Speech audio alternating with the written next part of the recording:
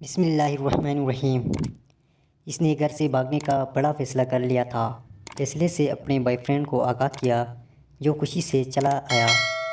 یہ ہوئی نا محبت۔ گھر سے بھاگنے کے لیے پچھلی رات کا وقت طے پایا گیا، جو چوری چھپے اپنے چند ضروری کپڑے اور چھوٹی موٹی چیزیں بیگ میں پیک کر کے مقررہ وقت کا بے چینی سے انتظار کرنے لگی۔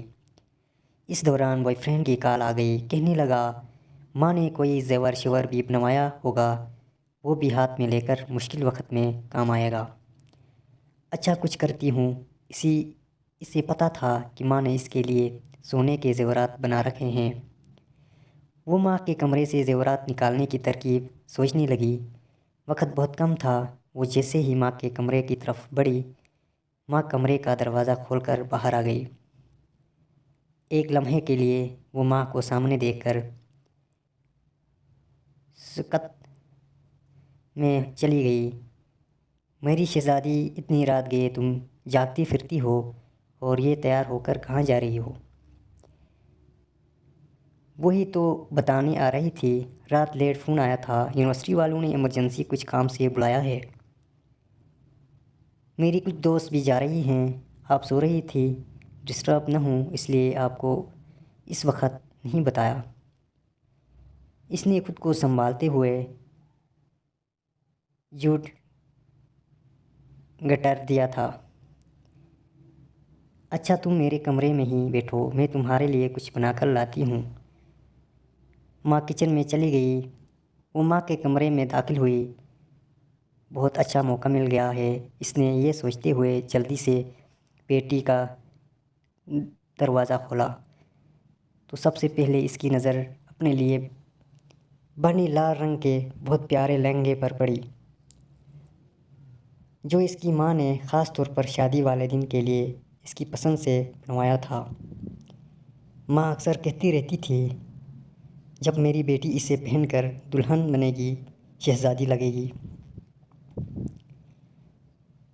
شہزادی سے بڑھ کر ایک اچھا سوٹ، بہترین بستر، ٹی سیٹ اور نہ جانے کیا کیا سامان آ رہا تھا۔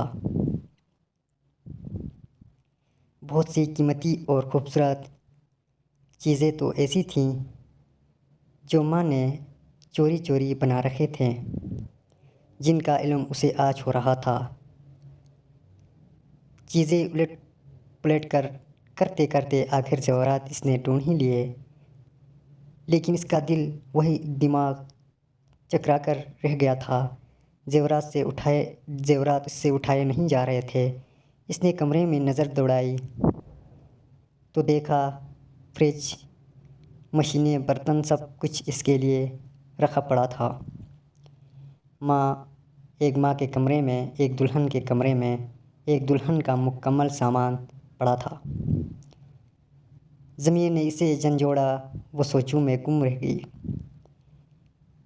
ماں کی گود سے جنم لینے سے لے کر اب تک ماں باپ نے میرے لیے کیا نہیں کیا۔ کھانا پینا، پہننا، پڑھائی لکھائی، چھوٹی بڑی سب خواہشات اپنے خون پسینے ایک کر کے سب ادھار پورا کیا۔ میرے اگرے گل کا سامان تک بنا دیا، اور میں بے فیس بے وفا کیا کرنے جا رہی ہوں؟ مار کر اپنے ماں باپ کو خود مارنے جا رہی ہوں۔ محبت کا سمندر گھر میں ہے اور محبت کا دریا سر کرنے جا رہی ہوں۔ اس کی آنکھیں بھیگ گئی تھیں۔ اسے اپنی اعلیٰ تعلیم، اپنی حماقتوں پر خوب رونا آ رہا تھا۔ اس دوران ماں آ گئی۔ یہ لو میری شہزادی، اپنا پسندیدہ پراٹھا کھاؤ۔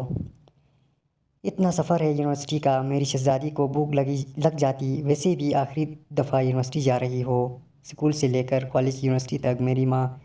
تیری ماں نے آج تک تجھے بغیر ناشتے کے نہیں بھیجا۔ آج اگر تو بغیر ناشتے کے چلی جاتی تو تیری ماں کو مرنے دم تک اس بات کا دکھ رہتا۔ ماں کی بات سن کر بے اختیار اور ماں کے گلے لگ کر پھوٹ پھوٹ کر رونے لگی۔ ماں نے ماتھا چوم کر آنسو صاف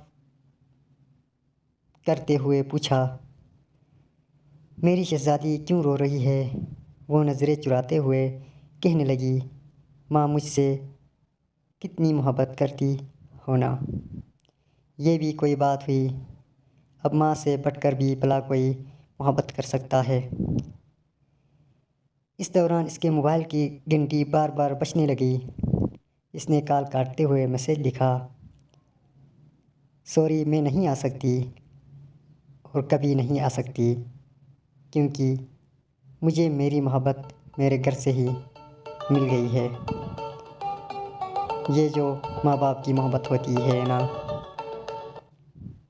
دوستو اگر مکمل ویڈیو